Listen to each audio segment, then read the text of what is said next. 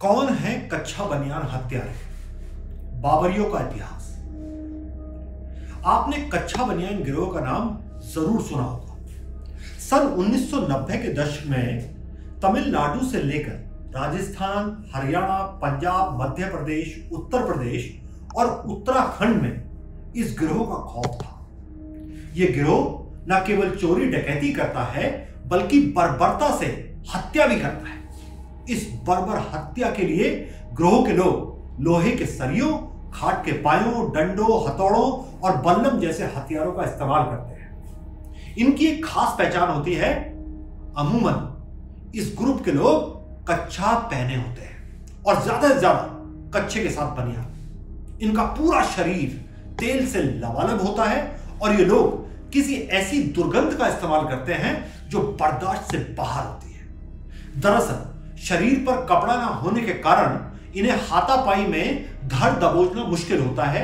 वहीं शरीर पर तेल लगे होने की वजह से ये हाथों से मछली की तरह फिसल जाते हैं और किसी ने अगर इन्हें फिर भी दबोच लिया तो बर्दाश्त से बाहर दुर्गंध सिर में तेज झटका और दर्द का कारण बन जाती है। अब सवाल यह है कि ये लोग कौन हैं और ऐसी बर्बरता क्यों करते हैं? इसके लिए इनके इतिहास को टटोलना जरूरी है। आज कच्छा बनियान गिरोह के नाम से पहचाने जाने वाले लोग दरअसल एक आदिवासी जनजाति है जिसे बाबरिया नाम से जाना जाता है। बाबरियों के प्राचीन इतिहास को खंगालें तो पता चलता है कि बाबरिया राजस्थान की एक खानाबदोश आदिवासी जनजाति है। ये लोग जंगल में रहते थे, माहिर शिकारी थे और शिकार के हिस्सों जैसे खाल, सींग, मांस, पंजे, खुर और हड्डियां बेचकर गुजारा करते थे। इनकी इस योग्यता के आधार पर राजघरानों ने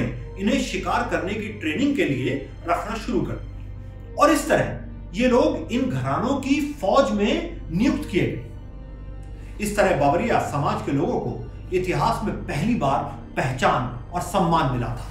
धीरे धीरे ये लोग संपन्न होने लगे और खुद के खेतों में काम करने लगे। करीब करीब 13वीं सदी के अध्ययन से पता चलता है कि इस दौर तक बाबरिया जनजाति जाट समुदाय का हिस्सा बन चुकी थी। यही वो वजह है जिसके चलते राजस्थान का बाबरिया समुदाय हरियाणा, पंजाब, उत्तर प्रदेश और उत्तराखंड तक फैल गया। सब कुछ ठीक चल रहा था, लेकिन 13वीं सदी के अंत तक दक्षिण के एक राज्य डेक्कन सल्तनत की महत्वाकांक्षाएं इस समुदाय पर भारी पड़ गई। डेक्कन सल्तनत ने राजस्थान के राजपूत राजाओं को हराकर अपनी हुकूमत कायम की और यही वो समय था जब एक बार फिर बाबरिया जनजाति के लोगों को खानाबदोश बना दिया। इन्हें मजबूरन फिर से जंगलों में भागना पड़ा, लेकिन इस समय तक पुराना दौर खत्म हो चुका था।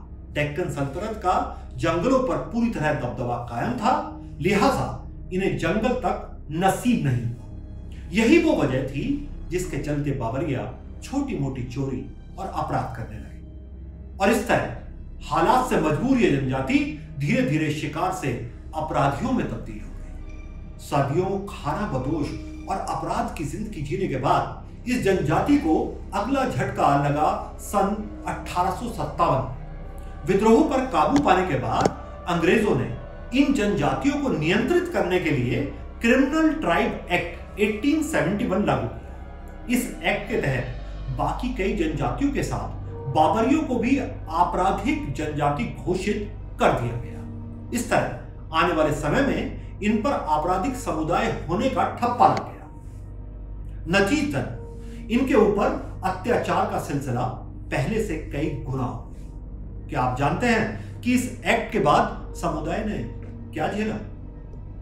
इलाके में कोई भी अपराध हो, सबसे पहले बाबरियों को पकड़ा जाता था, टॉर्चर किया जाता था। बाबरिया समुदाय के लोग काम के लिए गांव से बाहर नहीं जा सकते थे। इन लोगों को रोजाना नजदीकी पुलिस स्टेशन में 3 बार हाजिरी देनी होती थी। वहीं कोई बाबरिया समुदाय के लोगों को रोजगार देने के लिए राजी नहीं था। ऐसे में आप ही बताएं कि मरता क्या ना करता। क्या आप जानते हैं कि आजादी के बाद इस समुदाय के साथ क्या हुआ? देश आजाद हुआ और संविधान ने इस जनजाति को आपराधिक जनजाति के ठप्पे से मुक्त कर दिया।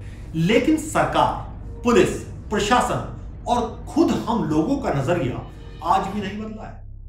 बाबरिया समाज के लोगों को आज भी अपराधियों की नजर से देखा जाता है और समाज से दूर रखा जाता है। सवाल है कि जब हम लोग इनके इतिहास को समझ सकते हैं तो सरकार ने क्यों नहीं समझा और क्यों एक कदम आगे बढ़ाकर इस समुदाय के लोगों में रिफॉर्म लाने की कोशिश नहीं की। देश में ट्राइबल रिफॉर्म की सैकड़ों स्कीम्स हैं, लेकिन इन स्कीम से बाबरिया आज भी नादार थे। यकीन मानिए कि सरकार चाहे तो शिक्षा, रोजगार, मानवाधिकार, स्वास्थ्य और सामाजिक सम्मान से जुड़ी योजनाओं के जरिए किसी भी समुदाय में कोई भी बदलाव ला सकती है। यह भी जानना जरूरी है कि मां के पेट से कोई अपराधी पैदा नहीं होता। भूख अपराध की सबसे बड़ी वजह होती है और शायद समाज से काटकर बाबरिया जनजाति के लोगों को इसी तरह अपराध करने के लिए मजबूर किया गया। उम्मीद करते हैं कि आपको हमारा यह वीडियो पसंद आया होगा। अगर ऐसा है तो हमारे चैनल मेटामाइंड को सब्सक्राइब करें और ज्यादा से ज्यादा शेयर करें। ऐसी ही कुछ और दिलचस्प जानकारी के साथ आपके साथ फिर हाजिर होंगे। मैं हूं विशांक कैलाब। धन्यवाद।